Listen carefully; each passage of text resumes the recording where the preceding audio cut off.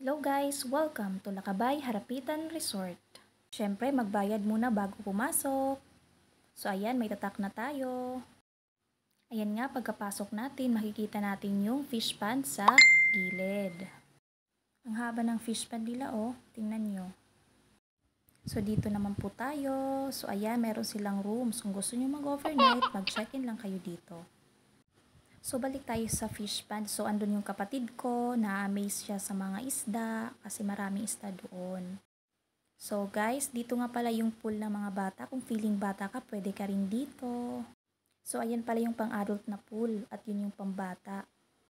At ayan nga, maraming pumupunta doon sa itaas. So, flex ko lang si Roslyn. Salamat sa pag-imbita. Ayan yung pool, tingnan nyo, ang linis. Kulay asul. Kung gusto nyo dito mag-pictorial, may pa-heart sila dito. So, malaki na yung improvement ng resort na to. Kasi last year, nung pumunta ko dito, hindi pa siya gano'n ka ganda. So, ngayon, maganda na siya.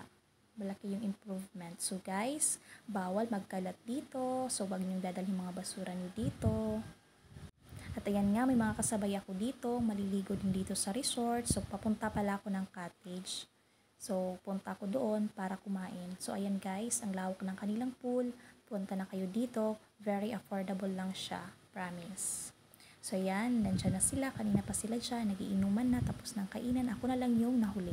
So, dyan pala yung kapatid ko. Paposing-posing lang habang nakatingin sa pool. So, ayan guys, hindi makati yung tubig dito. At syempre, napakalinaw at malamig dito yung tubig.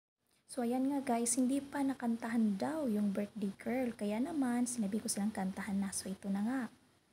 So, happy birthday to you, Nile. Blow your cake na, your candle pala. Ayan, so flex ko lang yung kamote delights. Masarap siya, promise.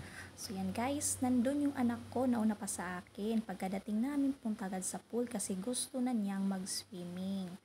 So, yun lamang po. Thank you sa panonood.